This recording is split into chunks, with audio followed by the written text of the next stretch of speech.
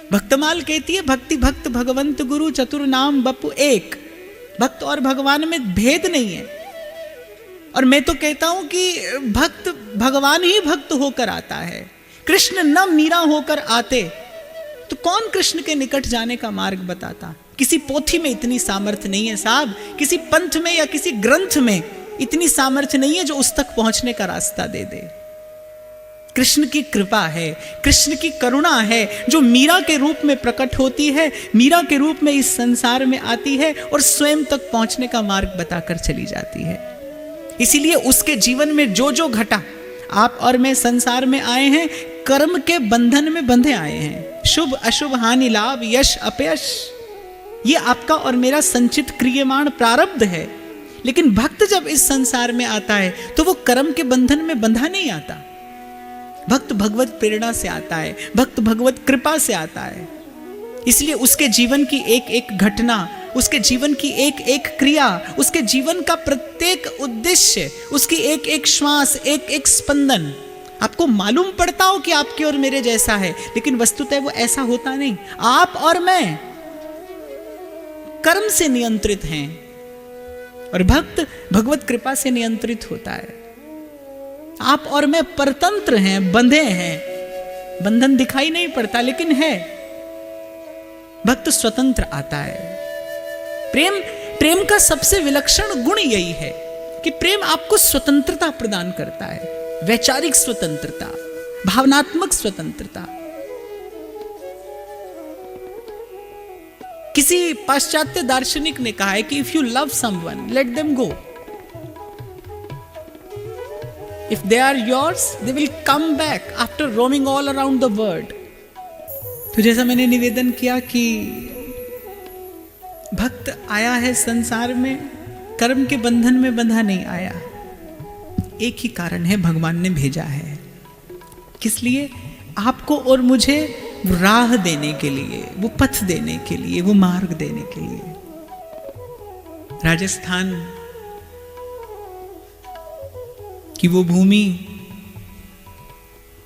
जिस पर जाने आज तक कितने वीरों ने, कितने भक्तों ने जन्म लिया और अद्यावधि ये भूमि गौरवान्वित रही है भक्तों के और वीरों के जन्म से।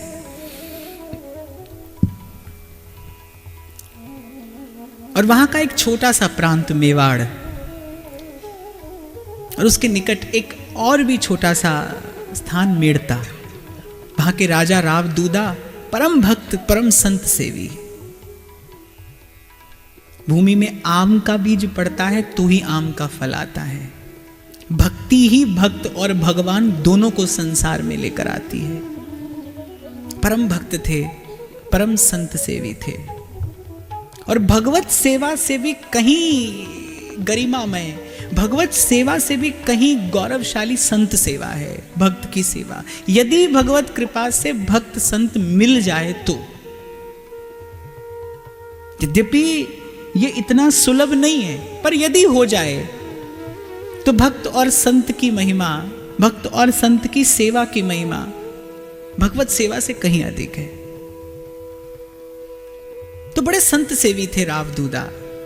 भरा पूरा परिवार, शूरवीर पुत्र, जो राजपूती गौरव होना चाहिए वो सब था, भरपूर सब दृष्टिकोण से। मंझले पुत्र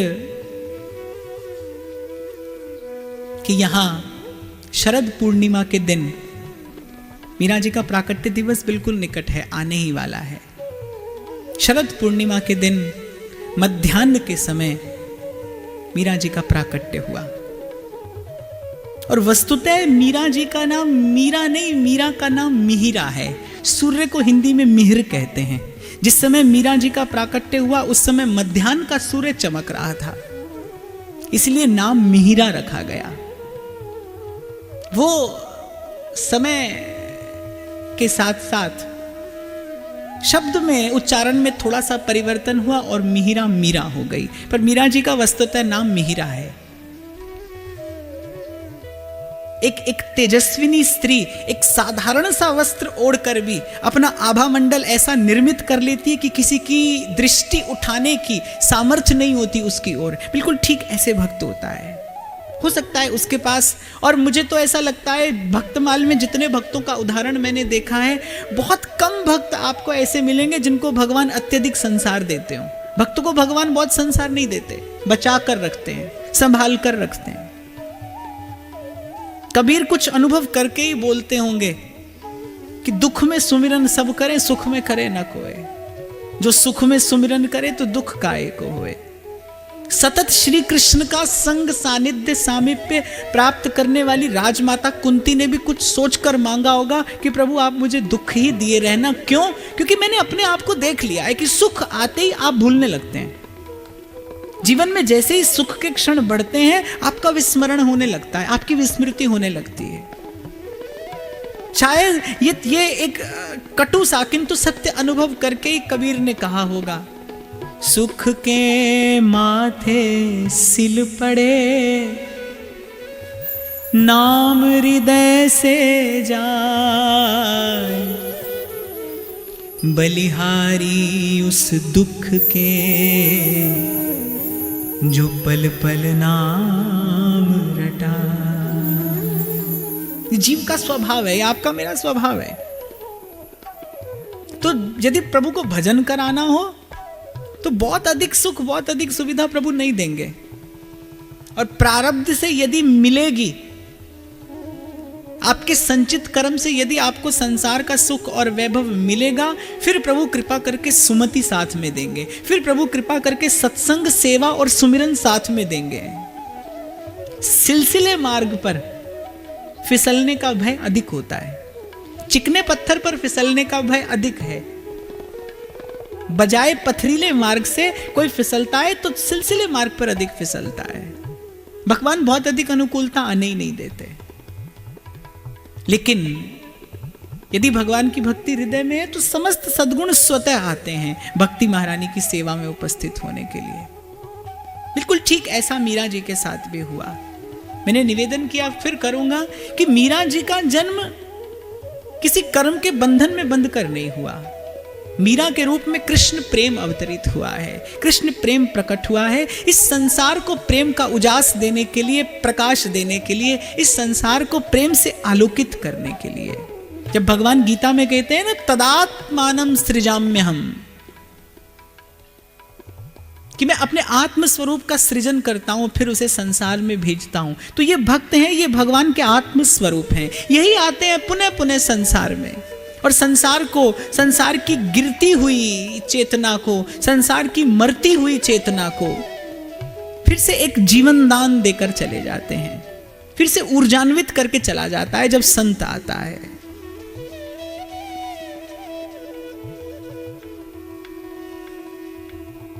श्री नानक जैसा कोई एक आता है, युग युगांतर तक जीव उसके बनाए जहाज में बैठता है और भव से पार हो जाता है। कोई एक आता है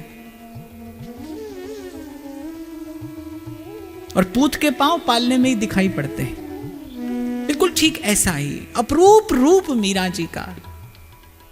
और फिर निवेदन करूंगा कि वो रूप नहीं जो मन को मैला कर दे, वो रूप जो मैले मन को भी शुद्ध करने की सामर्थ्य रखता हो, वो रूप जिसके निकट जाते ही आपको एक विचित्र सी पवित्रता का अनुभव होता हो, वो रूप जिसका दर्शन, जिसका सेवन करके आप अपने मन में एक विलक्षण सी निर्मलता का अनुभव करते हो। ऐसा दिव्य रूप मीरा का।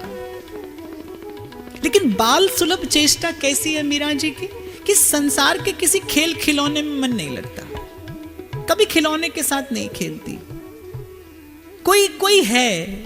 कोई है जो प्रतिपल मीरा के श्वास को अपनी ओर आकर्षित करता है, कोई है जो खींचता है मीरा के मन को, मीरा के चित्त की वृत्ति को, कोई है जो संसार में मीरा को नहीं रमने देता।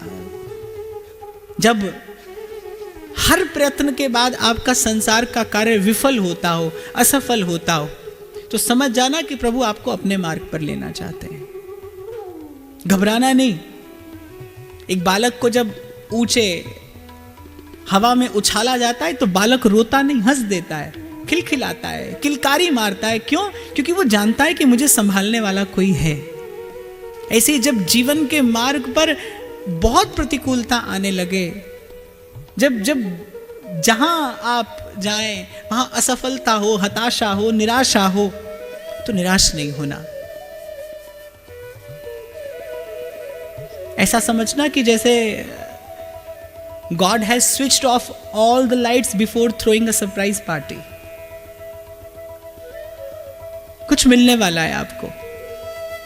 हताशा ना आए जीवन में, निराशा ना आए जीवन में। इसी के लिए सत्संग भी है। गुम रहती है मीरा, डूबी है, खोई है कहीं, लेकिन उस डूबने में, उस खोने में, उस उदासी में भी एक विचित्र सा सुख है। कितना प्रयास करती है मीरा की माँ, जब मीरा सन्मुख नहीं होती, कितना प्रयास करती है मीरा की माँ कि इसे खेल में लगाऊंगी, खिलौनों में लगाऊंगी, सखियों में लगाऊंगी, सहेलियों में लगाऊंगी। लेकिन जब मीरा के निकट जाती है तो मीरा की उस गहन उदासी में मीरा की माँ का भी खो जाने का मन करता है, डूब जाने का मन करता है। मीरा के दादा राव दूदा, जैसा मैंने कहा, परम भक्त, परम संत सेवी, और मीरा जी के महल में संतों का आना जाना होता ही रहता था।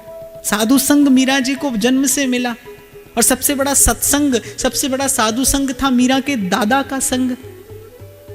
दिन रात, रात दिन मीरा का प्रयास यही रहता कि अपने दादा के निकट बैठूं, कुछ संतों की बात सुनूं, कुछ भगवत चर्चा सुनूं, कुछ देवों की गाथा सुनूं, कुछ ऋषियों की गाथा सुनूं। यहीं से पोषण हुआ इस बीज का। सतत सत्संग मिल रहा था मीरा को, ऐसा सुंदर पोषण हो रहा था इस बीज का। भगवान ने व्यवस्था की। जैसे भगवान जब धराधाम पर आते हैं तो भगवान के आने से पूर्व उनका धाम, उनका परिकर सब आता है।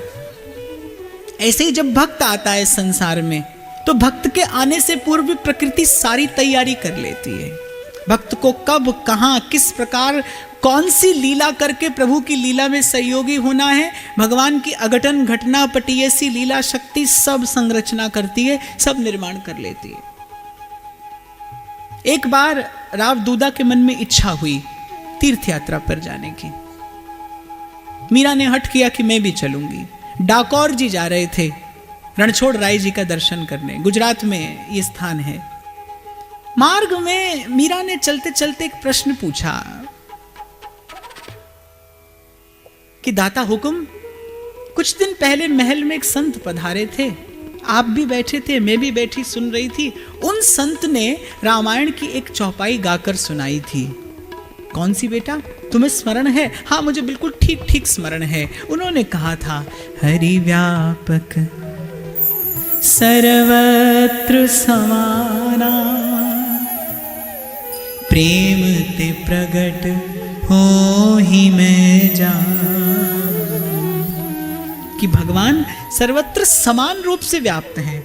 यदि भगवान सर्वत्र समान रूप से व्याप्त हैं तो फिर आप और मैं किसी स्थान, किसी तीर्थ विशेष पर उनका दर्शन करने क्यों जा रहे हैं? 4 साल की मीरा, और मुख से ऐसा प्रश्न सुनकर मीरा के दादा अचंभित हो गए कि एक 4 वर्ष की बालिका और मुझसे ऐसा गहन प्रश्न पूछती है, क्या उत्तर दूं इसे? दादा ने टाल दिया। बोले, बेटी, संध्या समय स्नान करने के बाद, संध्या वंदन करने के बाद, विश्राम करने के बाद मैं तुम्हें इसका उत्तर दूंगा। संध्या हुई। मीरा जी, एक नदी के तट पर उनका शिविर लगा था। मीरा जी ने स्नान किया, संध्या वंदन कर रही थी कि मीरा की दृष्टि एक संत पर पड़ी जो उस जल स्तोत्र के उस पार ध्यान मग्न थे। मीरा को बड़ा आकर्षित किया उस योगी की मुद्रा ने। हमारे यहाँ पर आज तो संस्कारों के लिए स्थान नहीं रह गया, नहीं तो हमारे यहाँ पर पहले बालक का जन्म होता था, नामकरण संस्कार के कुछ काल बाद एक संस्कार होता था जिसे अन्नप्राशन कहते थे। बालक को बीच में बैठाकर उसके चारों ओर भिन्न भिन्न प्रकार की सामग्रियां रखती जाती थी। उसमें सांसारिक वस्तुएं भी होती थी, उसमें आध्यात्मिक वस्तुएं भी होती थी, उसमें धार्मिक वस्तुएं भी होती थी, और बीच में बालक को बैठा दिया जाता था और बालक को स्वतंत्र छोड़ दिया जाता था कि बालक सबसे पहले जाकर किस वस्तु को उठाता है। बालक की रुचि, बालक का संस्कार मालूम पड़ता था यहां से।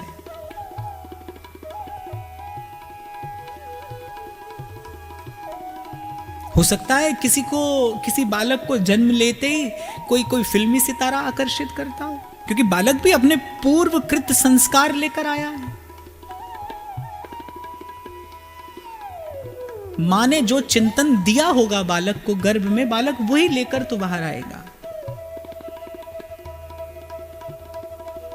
मीरा बड़ी आकर्षित हुई उस योगी की ओर, दासियों को संग में लिया, योगी के निकट पहुंची, बहुत देर तक प्रतीक्षा करती रही कि कब योगी की आंख खुले और मीरा प्रणाम निवेदन करे। संत के पास जाने का, संत के निकट जाने का, संत का सेवन करने का ये अनुशासन है, ये आचार संहिता है, द कोड ऑफ कंडक्ट। जब आप संत के निकट जाएं, यदि संत बात करे तो, प्रश्न करे तो आप उत्तर दें। यदि संत मौन हो तो उसके मौन की प्रतीक्षा करनी चाहिए, उसके मौन का आनंद लेना चाहिए।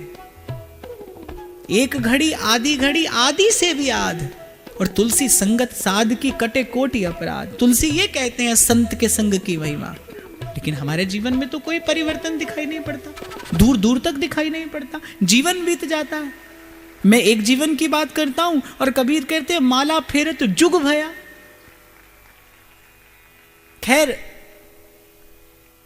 जब भी कोई अनचाही घटना घटती है तो दोष कभी किसी एक पक्ष का नहीं होता, दोष मेरा भी है, हमारा भी है। जो लोग इस स्थान पर बैठे हैं, हमने गरिमा धूमिल की है संतों की,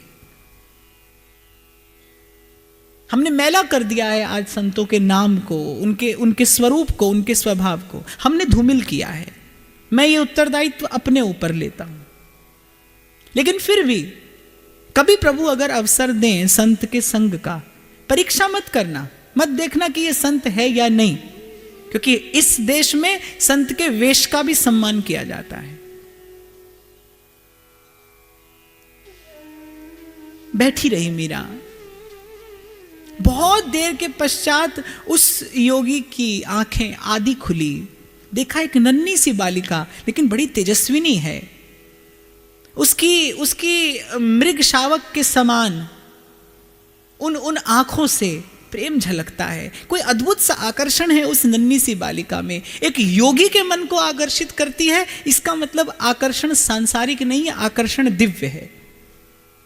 मैंने हमेशा निवेदन किया है कि एक रूप होता है जो मैला करता है मन को, जो आपके मन में वासना जगाता है, भोग जगाता है, और एक रूप ऐसा है जो प्रथम दर्शन में ही, at the very first glimpse, जो प्रथम दर्शन में ही आपके मन को एक निर्मलता प्रदान करता है। आपको भगवान याद आ जाते हैं, आपको प्रभु स्मरण आ जाते हैं।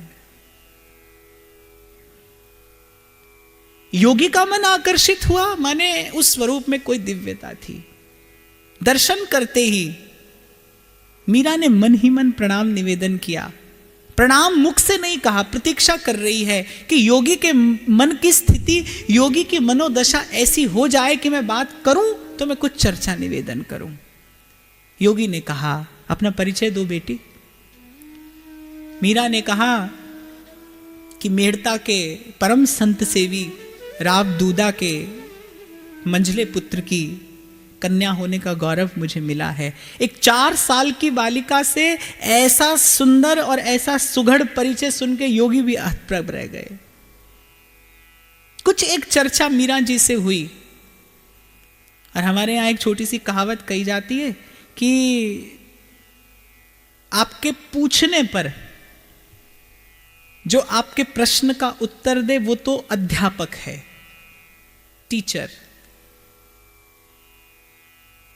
और जो आपके बिना पूछे आपके मन के संशय का निवारण कर दे वो गुरु है।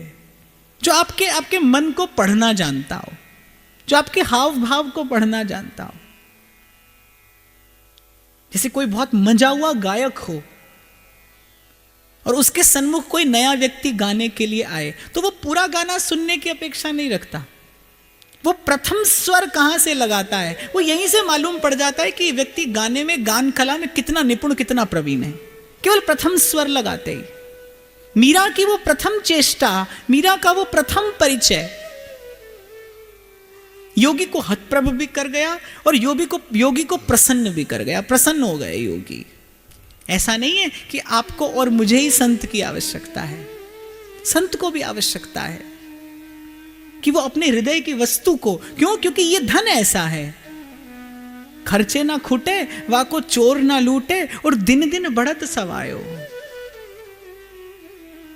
ये धन ऐसा है, ये विचार ऐसा है। इसीलिए मैं सदा एक बात निवेदन करता हूं कि मेरा सबसे बड़ा आदर यही है, मेरा सबसे बड़ा सम्मान यही है कि आप मेरे विचार को, आप मेरी इस विचारधारा को बांटें, लेकिन कहकर नहीं। विचारधारा को बांटने का मार्ग ये नहीं है कि आप मेरी बात 10 लोगों को सुना दें। एक संत की बात के प्रसार का तरीका यह है कि आप उसकी बात को जीवन में धारण करें, वो बात स्वतः प्रसारित होगी।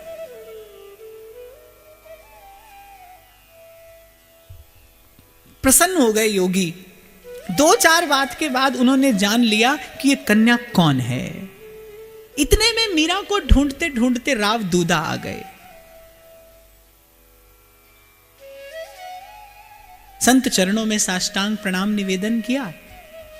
योगी ने कहा कि यदि आपकी आज्ञा हो तो मैं आपकी इस कन्या को योग की शिक्षा देना चाहता हूं। मैं हमेशा कहता हूं कि आप गुरु खोजना नहीं, आप शिष्य बनना। आप जिस दिन शिष्य बन जाओगे, गुरु आपके पास आएगा। आपको आवश्यकता नहीं है जाने की, आप जा भी नहीं पाओगे, जाओगे तो भटक जाओगे। तो राव दूदा बड़े प्रसन्न हो गए कि ये तो हमारे घर गंगा आ गई। कोई प्रयास नहीं, कोई प्रयत्न नहीं, तीर्थ पर निकले थे भगवान का दर्शन करने, लेकिन शायद लक्ष्य शुभ था, उद्देश्य शुभ था, तो भगवान ने राह में संत मिला दिया। ये जो कहा जाता है ना कि आप एक पग चलिए, भगवान 20 पग चल के आएंगे। वो भगवान के 20 पग चल के आने का क्या लक्षण है? कैसे मालूम पड़े कि प्रभु आपकी ओर चल के आ रहे हैं, प्रभु आपको स्वीकार कर रहे हैं, प्रभु की आपको स्वीकृति है? कि जब आप अपनी आध्यात्मिक यात्रा पर चलेंगे, जब आप इस सत्य के मार्ग पर पदार्पण करेंगे, आपको चलते ही कुछ दूर पश्चात संत मिल जाएगा, सत्संग मिल जाएगा। यह प्रभु के आने की सूचना है, यह भगवान की स्वीकृति की सूचना है। निश्चित हो गया। योगी ने कहा कि मैं भी यात्रा पर आपके संग चलूंगा, भगवान का दर्शन करूंगा और उसके बाद लौट कर आऊंगा और आपकी इस कन्या को योग की शिक्षा दूंगा। क्योंकि उन्होंने राव दूदा से कहा, जहां तक मेरी दृष्टि जाती है मैं देख सकता हूं कि आपके घर में साक्षात भक्ति महारानी का अवतरण हुआ है। जिस प्रकार गंगा का उद्गम गंगोत्री से होता है और वो गंगा सागर में जाकर विश्राम पाती है, किंतु अपने उद्गम स्थल से सागर तक पहुंचने की यात्रा करते करते गंगा जहां जहां जाती है वो स्थान तीर्थ बनता चला जाता है। जिस भूमि का गंगा स्पर्श करती है वो भूमि उर्वरक हो जाती है, उपजाऊ होती है। जो जो संग में आता है, जो जो राह में मिलता है, गंगा सबको पवित्र करती हुई चलती है। तो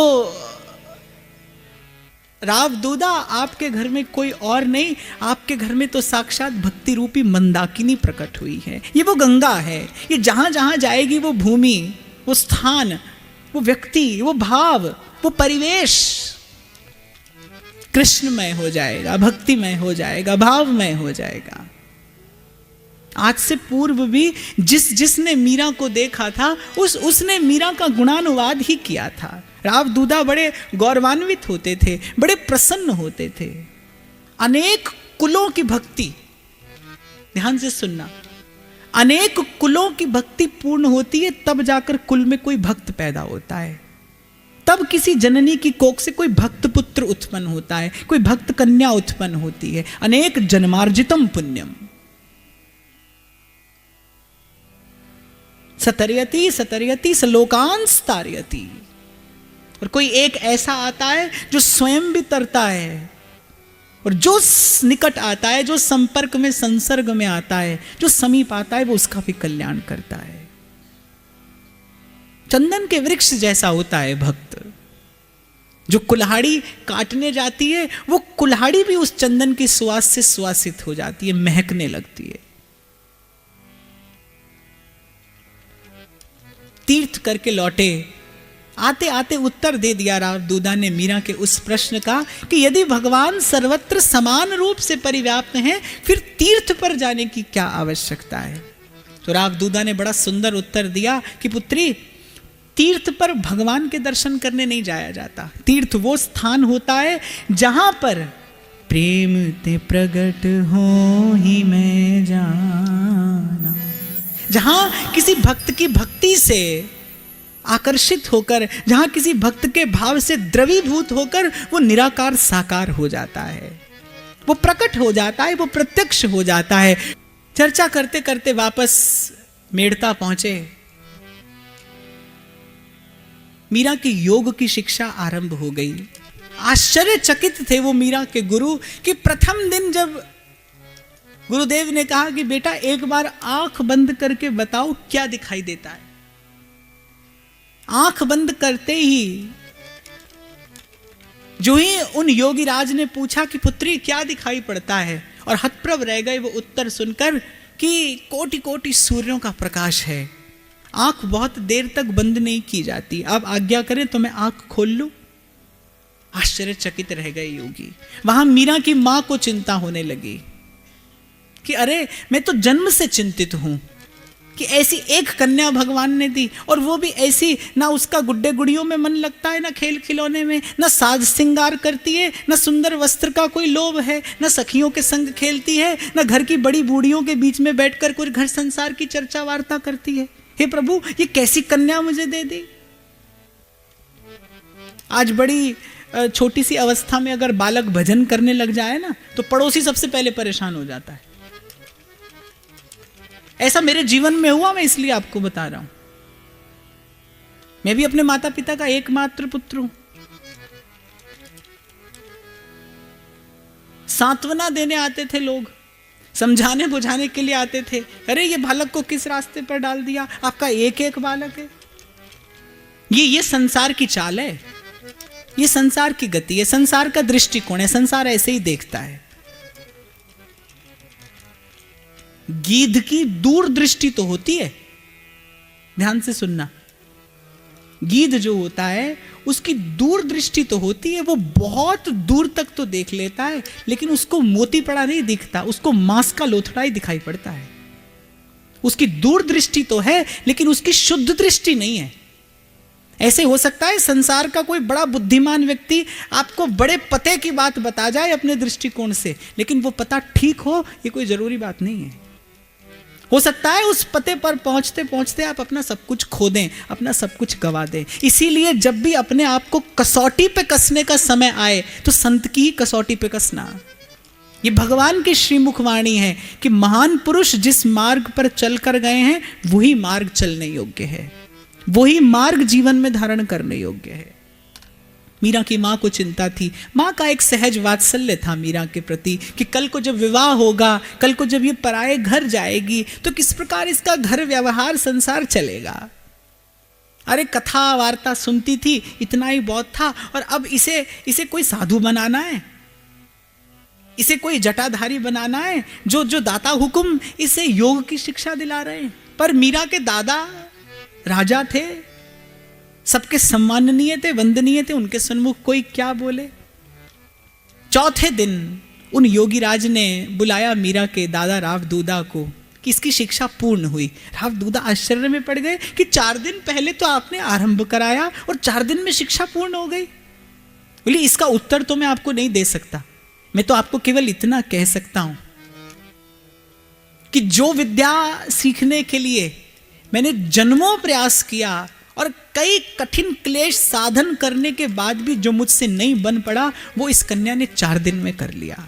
यम नियम आसन प्राणायाम प्रत्याहार धारणा ध्यान और फिर अंततः समाधि, पूरे 4 दिन में। मुझे तो ऐसा लगता है कि जैसे मुझे केवल प्रभु ने एक निमित्त बनाया। मुझे तो ऐसा लगता है कि मुझ जैसे योगी राज को, जिसकी दृष्टि में योग साधन ध्यान वेदांत यही सर्वोपरि था, मुझे लगता है शायद प्रभु ने मीरा से मिलाकर इस कन्या का दर्शन कराकर मुझे ये शिक्षा दी है कि किस प्रकार भक्ति सर्वश्रेष्ठ है।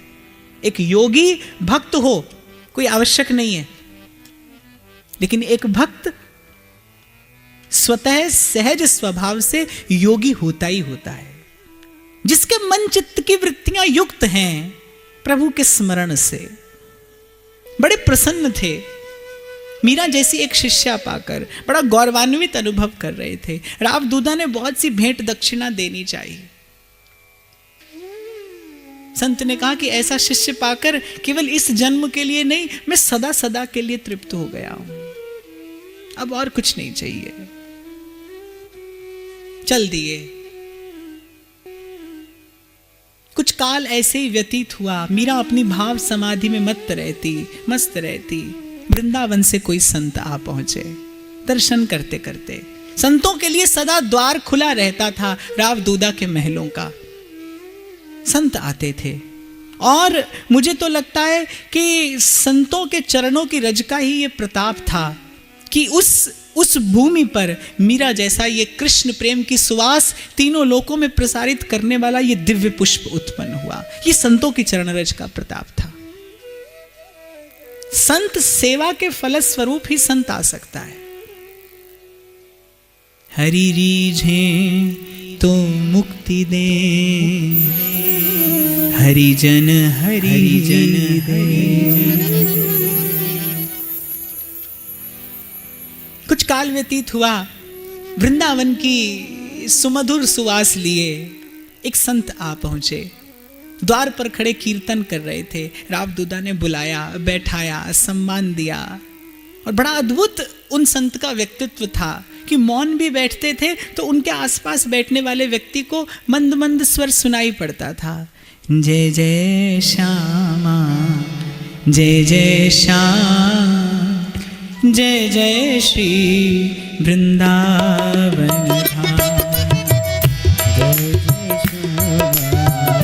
जय जय श्याम, जय जय श्री वृंदावन धाम। जय जय श्यामा, जय जय श्याम, जय जय श्री वृंदावन धाम। जय जय श्यामा, जय जय श्याम, जय जय श्री वृंदावन धाम। जय जय श्यामा, जय जय श्याम, जय जय श्री वृंदावन धाम।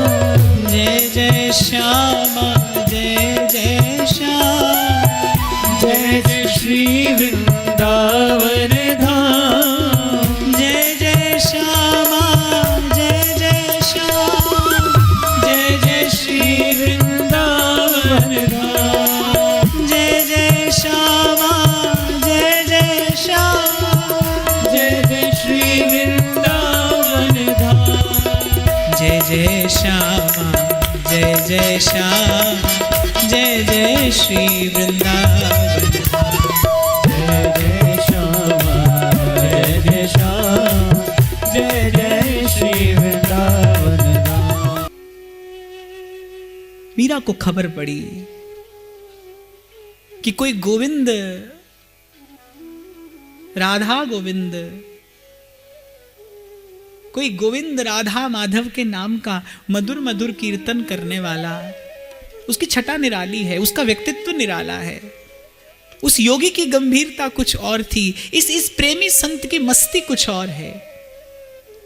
दिन रात गुनगुनाता है, गोविंद राधे माधवा, गोपाल राधे माधवा। गोविंद राधे माधवा, गोपाल राधे माधवा। सुमधुर ध्वनि मीरा के भी कान में पड़ी। जब हवा फूल की खुशबू, पुष्प की खुशबू का प्रसार करती है तो कौन आता है पुष्प पर आकर्षित होके? भंवरा आता है। उस सुवास का पीछा करते करते भंवरा आता है, फूल के पास पहुंच जाता है। मीरा के कान में पड़ा वो स्वर, गोविंद राधे माधवा, गोपाल राधे माधवा। जो दिशा आज तक अज्ञात थी, आज थोड़ी थोड़ी ज्ञात होने लगी। ऐसे लगा जैसे कोई मुझे परिचय दे रहा है अपना, जैसे कोई जना रहा है मुझे कि तुम हमारी हो। और बड़ा अद्भुत सा आकर्षण था इस स्वर में। इससे पूर्व खूब कथा, खूब कीर्तन, खूब वार्ता मीरा ने सुना था, लेकिन आज इस स्वर में कोई विलक्षण सा आकर्षण था जो इससे पूर्व कभी अनुभव नहीं हुआ। आप भी हो सकता है जीवन में अनेक लोगों का विचार सुनो, अनेक लोगों के सद्विचार में बैठो, अनेक लोगों का सानिध्य आपको मिले, लेकिन आपकी आत्मा का विश्राम कहाँ है, इसका उत्तर आपको हृदय में बैठे प्रभु ही देंगे। आपको कोई नहीं बताएगा, आपको कोई नहीं समझाएगा, आपके हृदय में बैठे प्रभु कह देंगे कि ये ठौर तुम्हारी है, तुम्हें यहां विश्राम मिलेगा। इसलिए फिर कहूंगा, बस प्रतीक्षा करना। ये आशा की वल्लरी, एक ना एक दिन इस पर फल जरूर आता है, निश्चित रूप से आएगा। आप भजन करते रहना, आप हरि नाम लेते रहना, आपके निकट गुरु आ जाएगा, पहुंच जाएगा जिस दिन आप तैयार हो जाओगे। बड़ा मधुर कंठ था, बड़ा अद्भुत सा मीठा स्वर उन संत का था। हाथ में एक नन्हा सा छोटा सा तंबूरा था जिसे लेकर अपने प्रभु का गुणगान करते थे। मीरा को वो छवि बड़ी प्रिय लगी। संत जब हाथ में तंबूरा लेकर गाते थे, उस समय मीरा मानो तीनों लोकों का सुख भूल जाती थी। बस जाती थी वो छवि उन संत की मीरा के नैनों में, उस बाल सुलभ चित्त पर अंकित हो जाती थी वो छवि। बड़े कौतूहल से उन संत को देख रही थी। संत कीर्तन कर रहे थे, हाथ में तंबूरा लिए, गोविंद राधे माधवा गोपाल राधे माधवा, गोविंद राधे माधवा गोपाल राधे माधवा, गोविंद राधे माधवा गोपाल राधे माधवा, गोविंद राधे माधवा गोपाल राधे माधवा, गोविंद राधे माधवा गोपाल राधे माधवा, गोविंद राधे माधवा गोपाल राधे माधवा, गोविंद राधे माधवा गोपाल राधे माधवा, गोविंद राधे माधवा गोपाल राधे माधवा, गोविंद राधे माधवा गोपाल राधे माधवा, गोविंद राधे माधवा गोपाल राधे माधवा, गोविंद राधे माधवा गोपाल राधे माधवा, गोविंद राधे माधवा गोपाल राधे माधवा। संध्या का समय था, अपने प्रभु को रिझा रहे थे वो संत बड़े कौतूहल से।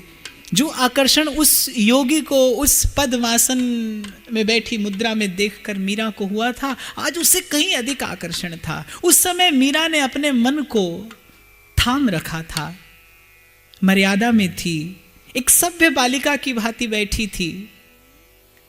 जब तक संत नहीं बोले थे तब तक मीरा ने प्रश्न नहीं किया था, पर आज मीरा के हृदय का वो धीरज जाने कहाँ चला गया। कीर्तन करते करते जाने किसने मीरा के हृदय से कह दिया कि क्या आप मुझे भी ऐसा संगीत सिखाएंगे।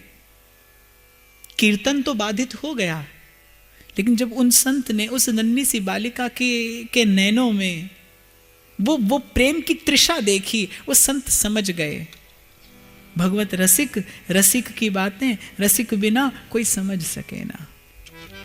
घायल की गति घायल जाने और के जिन घायल हुई।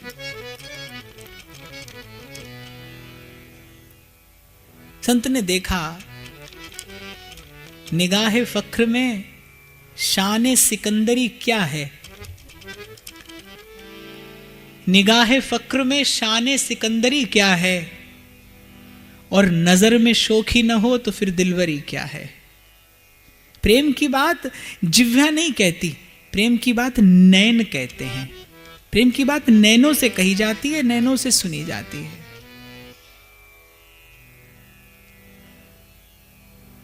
वो बात संत के मीरा के नैनों ने कही और उस संत के नैनों ने सुन ली।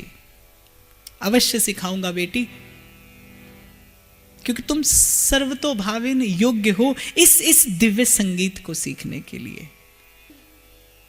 संगीत की शिक्षा मीरा की आरंभ हो गई। सिखाने लगे संत। जागृत चेतना थी मीरा। जो संत सिखाते मीरा उससे कहीं अधिक ग्रहण करती। प्रत्येक व्यक्ति की योग्यता पात्रता एक सी नहीं है, लेकिन संत बड़े हतप्रभ थे कि मैं एक बात कहता हूं, मीरा दो बात सीखती है। देखते ही देखते दिनों ही दिनों में मीरा पारंगत हो गई उस गान विद्या में, प्रवीण हो गई। कोई शुभ अवसर आया, सारा परिवार एकत्रित था, अतिथि गण आए थे। कोई शुभ अवसर आया, उन संत ने कहा, आज्ञा दी, उस सब समाज में बैठे लोगों के मध्य में कहा मीरा से कि बेटी जो सीखा है आज प्रभु को समर्पित कर दो। आज बड़ा शुभ दिन है, शुभ अवसर है, जो सीखा है आज प्रभु के समक्ष रख दो। पहले तो संकोच हुआ।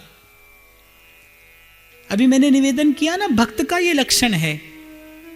एक व्यक्ति होता है जो ये चाहता है कि संसार मेरे गुणों से परिचित हो जाए। वो येन केन प्रकारेण अपनी चेष्टाओं से, अपनी वार्ताओं से वो अपने भीतर के गुण को प्रकट करने का, प्रदर्शित करने का प्रयास करता है। भक्त का लक्षण इससे बिल्कुल विपरीत है। भक्त प्रयास करता है उसे छिपाने का, कि वो किसी की दृष्टि में न आए, क्योंकि भक्त अनुभव कर चुका है कि संसार का यश और संसार की प्रतिष्ठा ये भजन में सबसे बड़ी बाधा है। प्रकृति अगर कुछ देती है तो उसके बदले में बहुत कुछ आपसे लेती है।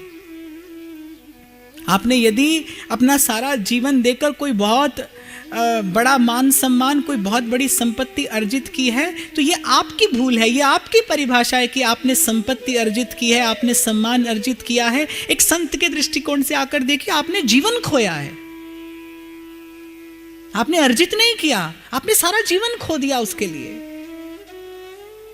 ये तो अपनी अपनी परिभाषा है, अपना अपना दृष्टिकोण है। आप कह रहे हैं यहां अंधकार है, मैं कह रहा हूं यहां प्रकाश नहीं है।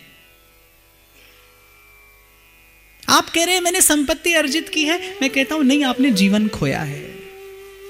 ये तो आपका और मेरा दृष्टिकोण है। मीरा को बहुत संकोच था कि किस प्रकार मैं सब भांति अयोग्य, क्या सीखा है मैंने, क्या आता है मुझे, समस्त अवगुण मुझ में हैं, मैं तो किसी भी भांति योग्य नहीं। क्या मैं किसी भी भांति योग्य हूं कि प्रभु का गुणगान करूं? मैं तो किसी भी भांति योग्य नहीं। पर गुरु की आज्ञा थी, जिससे सीखा था उसकी आज्ञा थी, और गुरु और आज्ञा गरी ऐसी। कहा बेटी गाओ। और आज उस शुभ अवसर पर अपना वो तानपुरा जिसे हाथ में लेकर वो संत गाया करते थे, गुनगुनाया करते थे, अपने प्रभु को रिझाया करते थे, वो तानपुरा मीरा को प्रसाद स्वरूप दे दिया। बोले बेटी लो, और आज अपने हृदय के पुष्प श्री चरणों में निवेदन कर दो। प्रथम बार मीरा के कंठ से वो गोविंद का गुणगान प्रकट हुआ। बसो मोरे नैनन में नंदलाल,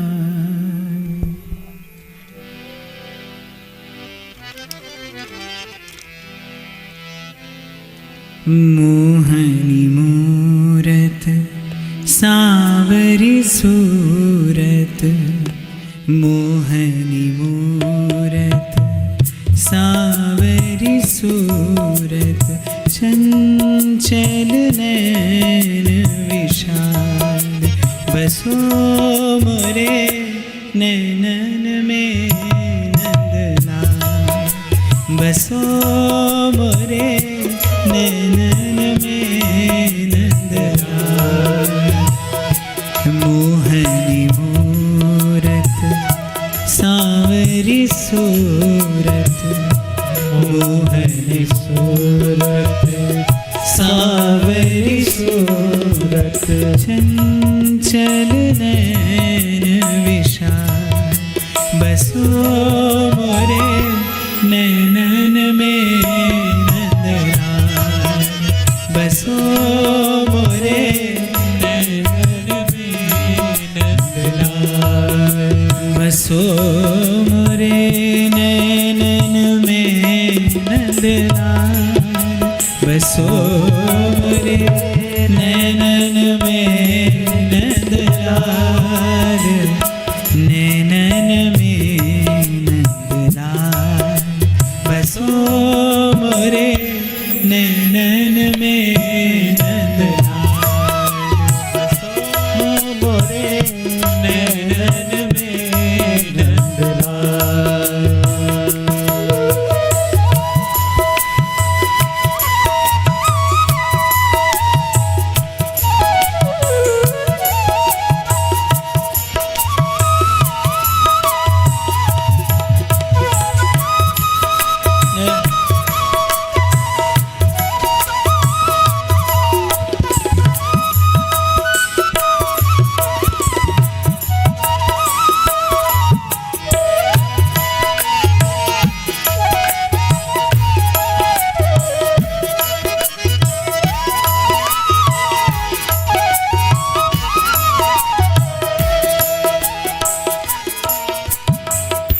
मोर मुकुट मकराकृत कुंडल, मोर मुकुट मकराकृत कुंडल, चंचल नयन रसा, चंचल नयन रसा, मीरा के प्रभु कबरे मिलोगे, मीरा के प्रभु कबरे मिलोगे, बेग मिलो गोपाल, बसो मोरे नैनन में नंदलाल, बसो मोरे नैनन में नंदलाल, बसो मोरे नैनन में नंदलाल, बसो मोरे नैनन में नंदलाल, बसो मोरे नैनन में नंदलाल, बसो मोरे नैनन में नंदलाल, बसो मोरे नैनन में नंदलाल, बसो मोरे नैनन में नंदलाल। मीरा के प्रभु गिरधर नागर, मीरा के प्रभु गिरधर नागर, भगत बछल गोपाल, बसो मोरे नैनन में नंदलाल, बसो मोरे नैनन में नंदलाल, बसो मोरे नैनन में नंदलाल, बसो मोरे नैनन में नंदलाल, बसो मोरे नैनन में नंदलाल, बसो मोरे नैनन में नंदलाल, नैनन में नंदलाल, नैनन में नंदलाल, नैनन में नंदलाल, बसो मोरे नैनन में नंदलाल।